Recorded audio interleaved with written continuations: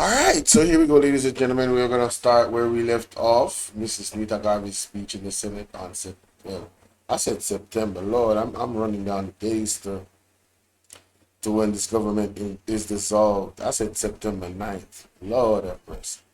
That would be like 6 days from the total dissolve of the government and the exciting times of an election date and getting these wicked individuals out of government. Anyway, moving right along, let's hear the second portion of what Mrs.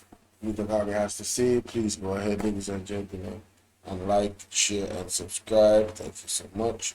Donation links are pinned. Look at your screen. Everything is there. Follow me on Instagram if you do. Like, share, subscribe. Donate to PayPal. Donate to Cash App. Yeah. This information is in the pinned comment section. Let's get into the second portion of this, part two. That's the one. Look for the one that say waste management. This will take about 24. About 24, 25. Remote drive. That's it. Solid waste.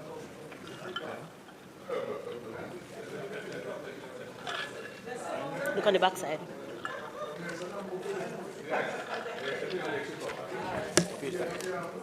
$25. Thank you for your patience, Mr. Speaker.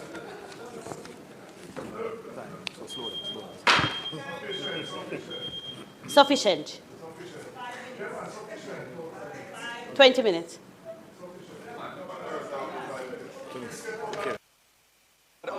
Mr.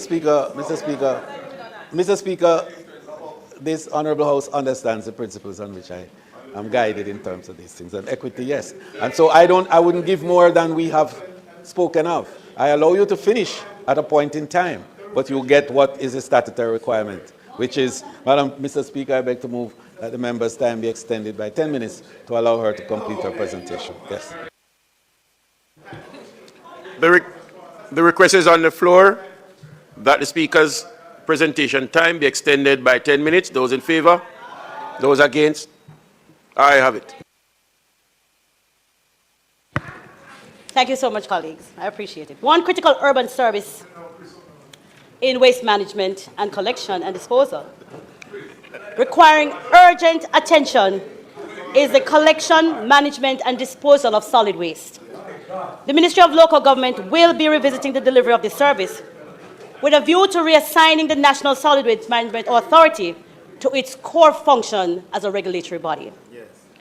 At the same time, the municipal authorities will have the primary responsibility for the collection and disposal of solid waste. Wow.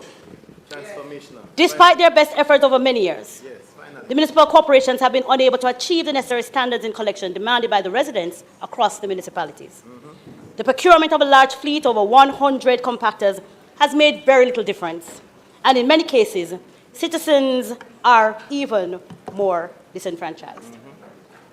The Ministry of Local Government will be ensuring that we add to the number of trucks, we add a fleet of smaller trucks to access rural communities. Well said.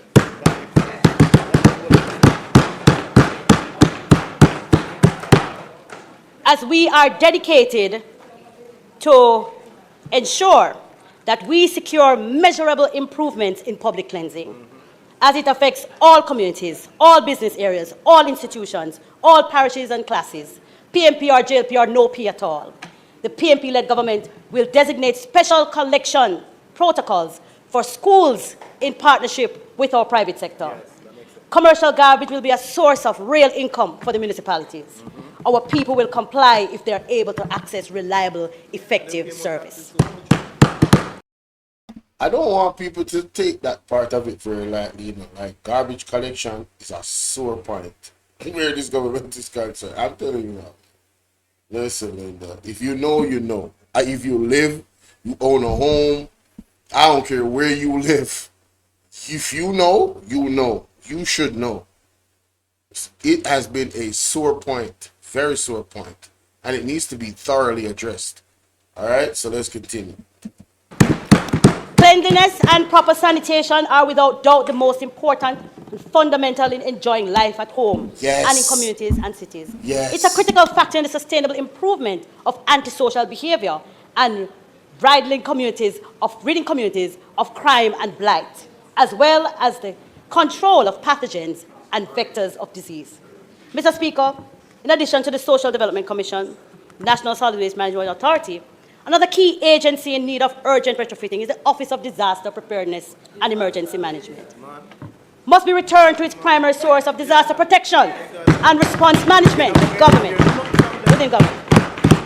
The management component being the premium aspect of its role, which is the very component that has been removed from by the current administration. First and foremost, Mr. Speaker, ODPM must be refocused to become a public-facing organization with a central year-round relationship with every municipal corporation and every sector of national life.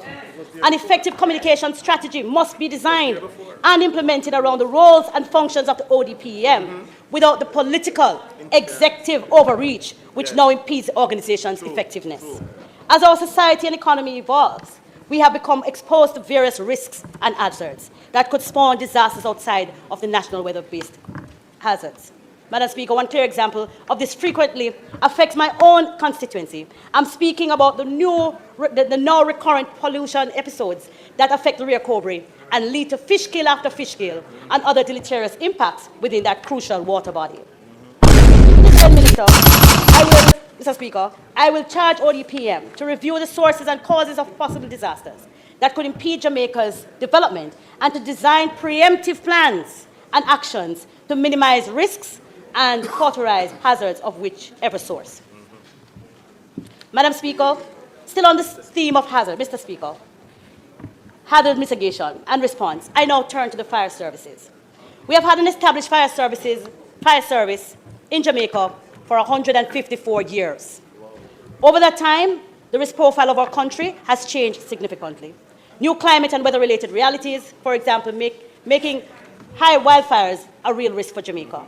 Various parts of the islands are differently vulnerable to various risks and hazards based on the population density, infrastructure challenges, water availability, main economic activity, etc. We must therefore aim to improve our ability to prevent and combat the outbreak of fire emergency throughout our communities. Madam Speaker, training is an obvious area for improving our ability to deal with these challenges. Jamaica is still without a training facility for our firefighters. Within the first year of the PNP administration, we will commence the process of identifying suitable space to establish a fire response training academy to provide ongoing training for our firefighters, exposing them to international best practices and the use of modern technology to increase their capacity to aid with search and rescue investigations, emergency services, in addition to firefighting.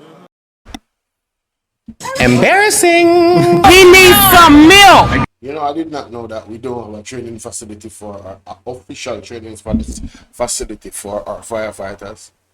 How in 2025? So, all right, so the previous administration did not have that. All of the millions and trillions of dollars that is unaccounted for, this government did not see it fit that that was a priority, but they spent all this money on fighting gangs. So the safety of the people don't have anything to do with the proper training of firefighters. Like when people commit arson and then try to burn down somebody's house, like the speedy response, you know, having more fire stations in the country, especially with all the development that you guys are doing and the more houses. Don't you think that we need more places where the fire trucks are so they can reach these communities faster?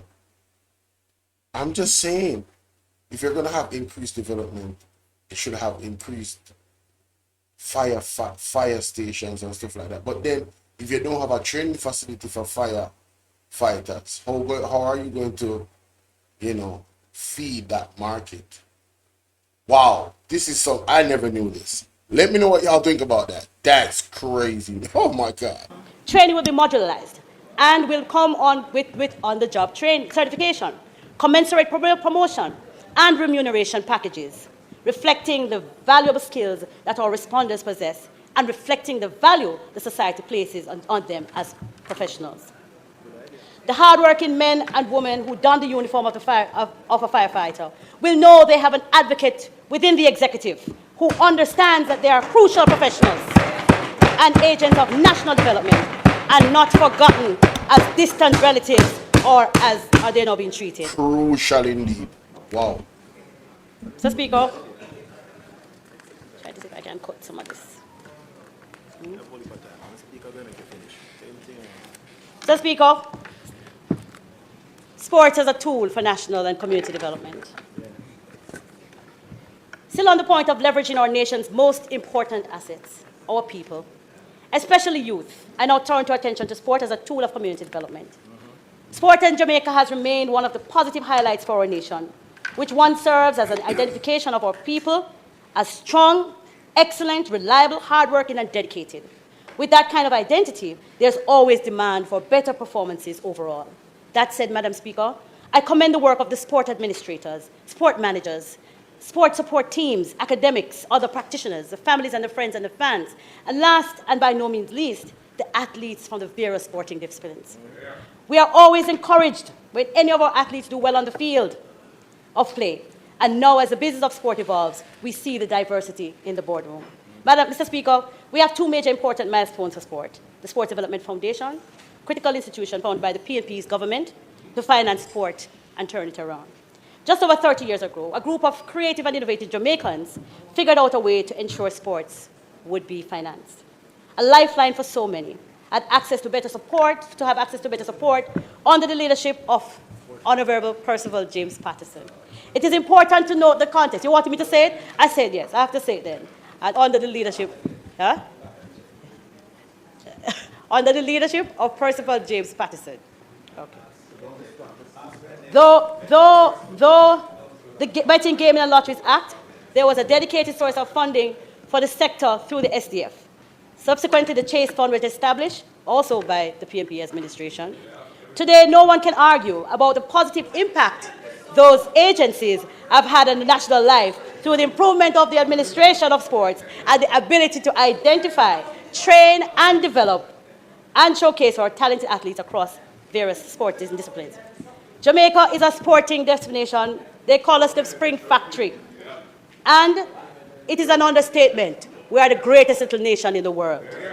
We believe that the great heights we have reached must not become a feature of our history, but a constant of our future. The next PNP-led administration will optimize other areas to secure finance for the continued development of sport in Jamaica, to include physical facilities, training of sporting professionals, development of talent, hosting mega events, and other aspects of the sporting arena. This includes licensing agreements and other modern tools, which to date we have not optimized. Our guarantee to the people of Jamaica is that we understand that the achievements of our athletes begin with their God-given talent. However, the retention of quality athletes depend on the facilitating environment we create and sustain as government. To put even more clearly, Mr. Speaker, we heard and understood the ominous message passionately communicated by Asafa Powell and other athletes. We will ensure that the next generation of Powells and ensuing generations to come, athletes will continue to proudly perform in our national colors, and long will our anthem be played from the podiums of stadiums across the globe.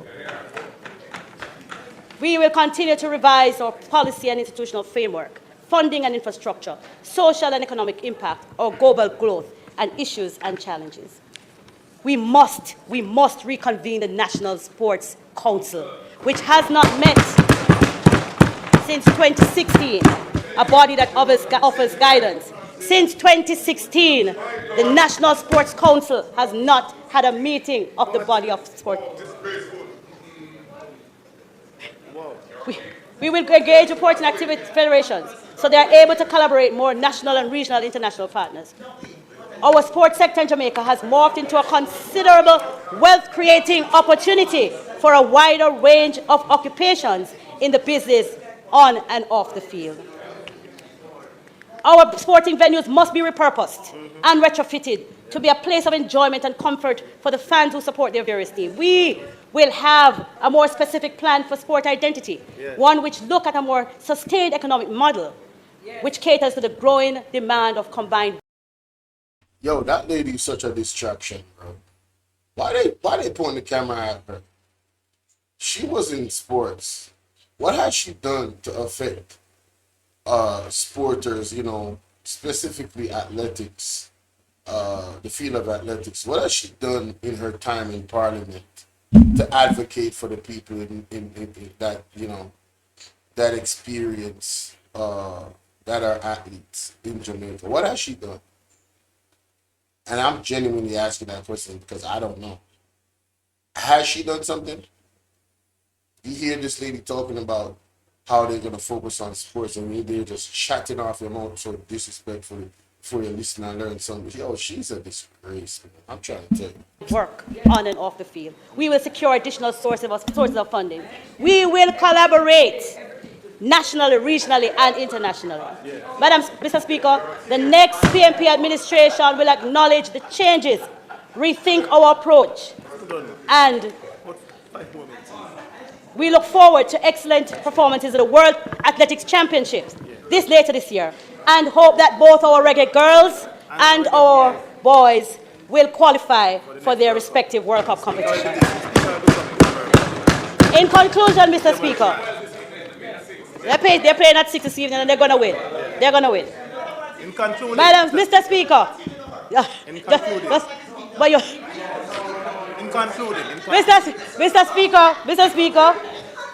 Mr. Speaker, as I said at the start of this presentation, we are again on the eve of national elections. It has been often said that every election places the country at a crossroads. Yes. That is generally true. However, the upcoming general election sees the country at a peculiar point in our country's journey. It was the American poet Robert Frost who says, "Two roads diverge in a yellow wood," and that the traveler, as he surveyed the options, look at the road less traveled. Yes. Jamaica is that traveler. And as he surveys the options, he has some tools in his disposal which no other electorate has had. For one, the last 15 months have provided the opportunity to measure the KSAMC, for example, and compare the achievements there against the failures in the St. Andrews Economy. The distinctions are clear, Mr. Speaker.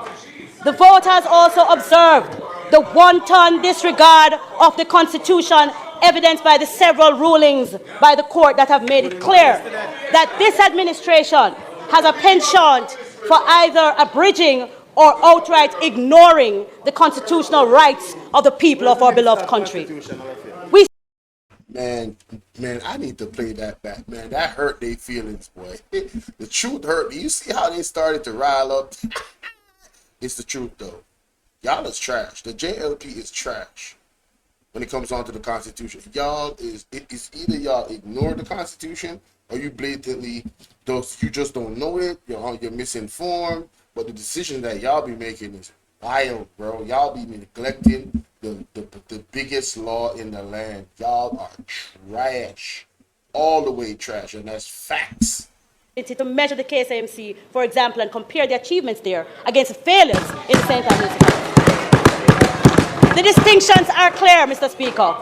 The voters also observed the wanton disregard of the Constitution, evidenced by the several rulings by the court that have made it clear that this administration has a penchant for either abridging or outright ignoring the constitutional rights of the people of our beloved country.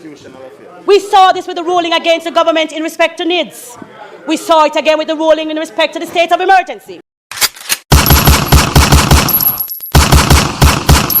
Man, NEITA GARVEY, I think y'all be listening to us, bro. Yeah, I think y'all be listening to us, bloggers, bro. Yeah. Y'all be listening to us, bro. I know y'all is listening to us, bro. Because, man, I know some people, even myself, I know a lot of these bloggers, we be like, we be really laying it down how bad this government is with the Constitution. And we be laying it down like 1, 2, 3, 4, 5, a sequence. Cooking them just showing pure, unadulterated facts. And I think you're about to go on one of them tantrums right now. And I love it. Let's continue. Has a penchant for either abridging or outright ignoring the constitutional rights of the people of our beloved country. We saw this with the ruling against the government in respect to NIDS. We saw it again with the ruling in respect to the state of emergency. Yes. We saw it this week with the ruling against the overzealous and arrogant mayor in St. James. Yes. Not to mention the adjustment of job requirements so that pre-selected... Embarrassing. He needs some milk. State of emergency. Yes. We saw it this week with the ruling against the overzealous and arrogant mayor in St. James. Yes. Not to mention the adjustment of job requirements so that pre-selected individuals having auditioned in public for jobs can be placed in positions for which they are obviously not qualified. Hence the need for adjusting the job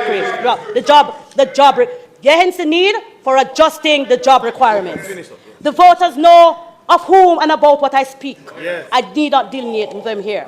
The voters know that each week their dreams are dashed. Basic dreams and big dreams. The dream of affording all the items in the grocery basket. The list is shattered when they go to the cash register and they can't get. Their purchasing power evaporates week after week. Big dreams, like owning a home, are shattered as the astronomical selling prices quoted in US dollars. Quoted in US. Man, I gotta take a screenshot of this. This is him, but look at this man. Really? I'm gonna rewind it, but bruh, whose man's is this, bruh? The audacity of showing up in Parliament. Man, you should have just, you know, then again, you got lawyer fees and stuff like that you gotta take care of. Yeah, I understand. I understand, bro. Hey, listen, pay me no mind, but this shot right here, this the money shot right here. Yo, look at this man, bro. Look at this man. Hey, yo, let's go back, man. I'm sorry, y'all. I'm sorry. That is funny, honey. Lord of mercy. That's funny. Yeah, let's go back. Hence the need for adjusting the job requirements. The voters know of whom and about what I speak. Yes. I need not delineate them here. The voters know that each week their dreams are dashed. Basic dreams and big dreams. The dream of affording all the items in the grocery basket. The list is shattered when they go to the cash register and they can't get. Their purchasing power evaporates week after week. Big dreams, like owning a home, are shattered as the astronomical selling prices quoted in US dollars, mock them as they read through magazines, newspapers, and websites. Yes. The voter knows it's obvious that time has come for a change. Yes. Even as a cabinet minister, begs them to stick to the evil or to excuse them for what they have not achieved. I mean, if both statements were to be combined, the message to the voter would simply say, evil though we are, failing as we are, choose we are loaded.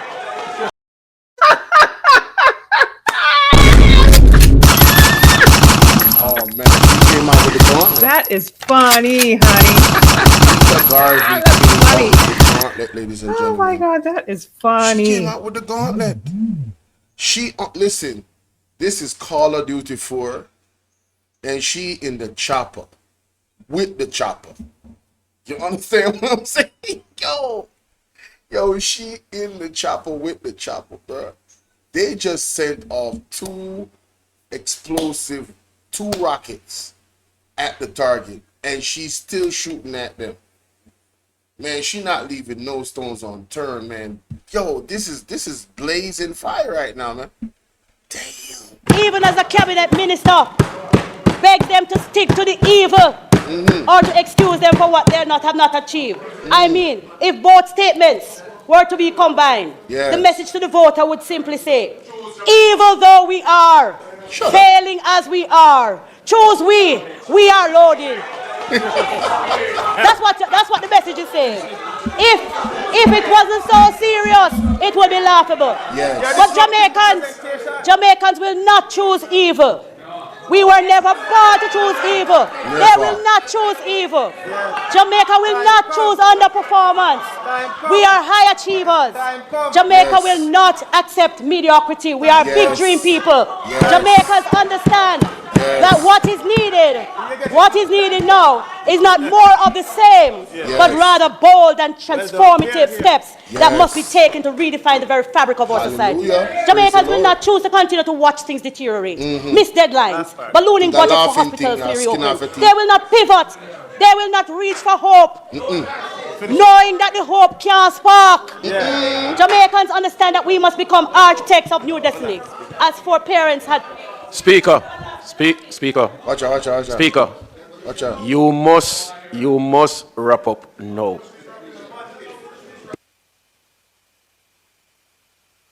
Disrespectful. That bond them, you know? So I'm done, Mike. No, you can't go. Jamaicans understand that we must become architects of a new destiny, as our foreparents had done when, without any experience than the connection to their creator and the love for their children, they knew that the impoverished existence of enslavement was not their destiny. So too, as our ancestors did, we too will break free, break away and flee the channels of this the shackles of this administration. Jamaicans know instinctively when people are trying to sell with us. Jamaicans know instinctively that the road we have been on for the last 9 years is not, and will not take us to where we need to go. Jamaicans will take the road that lead to a new era for local government and participatory democracy. Jamaicans will take the road that brings back dignity in public life, a road that leads them to the center of public policy, a road that... Wanna notice how her face just looked stink a while ago, and then she realized the camera up on her, and then she smiled. Look on her. Ew. Road that brings back dignity in public life, a road that leads them to y'all saw when she looked up on the screen and saw herself and then she smiled? That was her real face a while ago. Democracy. Jamaicans will take the road That's the person she is. Ew. Ugh. That brings back dignity in public life, a road that leads them to the center of public policy, a road that brings them to their dream home where their children are protected, that takes their relatives off hospital floors and places them in hospital beds. Jamaicans will take the road on... I offer you the People's National Party's Mindstone. What are those milestones? Better policies and programs, better centered leadership, schools being built and renovated, better salaries and work conditions, improved standard of living, increased access to water, renewable energy, and affordable electricity. A society that honors talent and innovation are not sidelined but celebrated. A society that cultivates partnership between government and communities. They will listen. Shut up. Mr. Speaker, as I close. Speaking, the people know they are to use their heads. And they will use their heads highly, wisely. Decide the head. Speaking of the head, we will all head in the field to make arguments contend.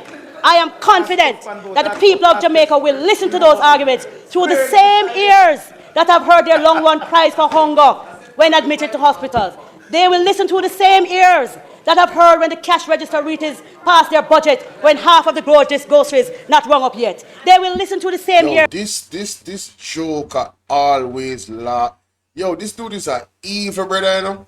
Him just evil, bro. I swear, yo, y'all don't understand, bro. Y'all gotta read people. What is he laughing about? What is he laughing about? Admitted to hospitals. They will listen to the same ears that have heard when the cash register reaches past their budget when half of the groceries not... That's what you're laughing about? Oh yeah, this is another screenshot. This is golden. Oh yeah, this moment right here. Yeah. The mockery. This is another mockery moment, ladies and gentlemen. This is another mockery moment. Y'all remember when Desmond Mackenzie was laughing at the gerrymandering? Oh, look at what he's laughing at now. Wrong up yet. They will listen to the same ears that heard the broken policies of fixed election dates, impeachment legislation, and shout through microphones for supporters to protest at work and in marketplaces. I am certain that as I pray that God continues to bless us, to bless our people, and to bless the Jamaica land we love, that Jamaicans will listen past the ringing bells and focus instead on what is true, what is right, and what is sure, using their heads. I know that praying God and loving Jamaicans Jamaicans know that time come to let go underperformance and empty promises and to take the better road and join us as we rescue Jamaica. Yes. Time come. Time come. Well done, well done. Time come. Hey, don't ramp with me now. Hey, this is me, man. Time come, man. It's NEITA GARVEY a blaze trail. Hey, don't ramp with me now. So, sure.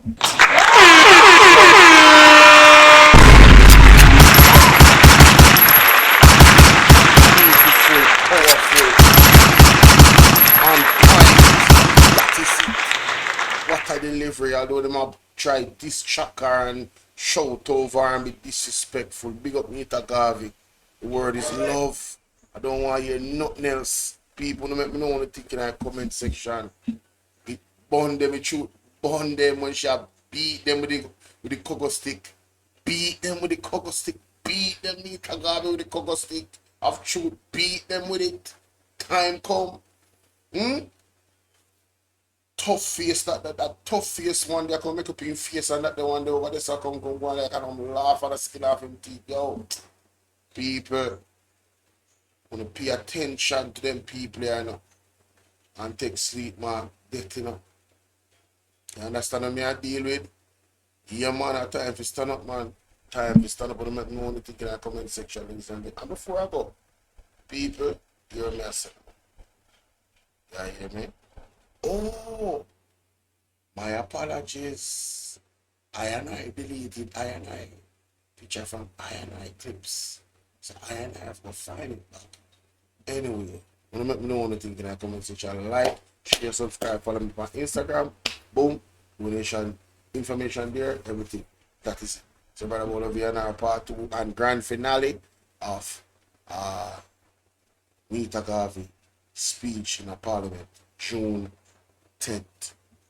You see, pray. That is it. I'm out.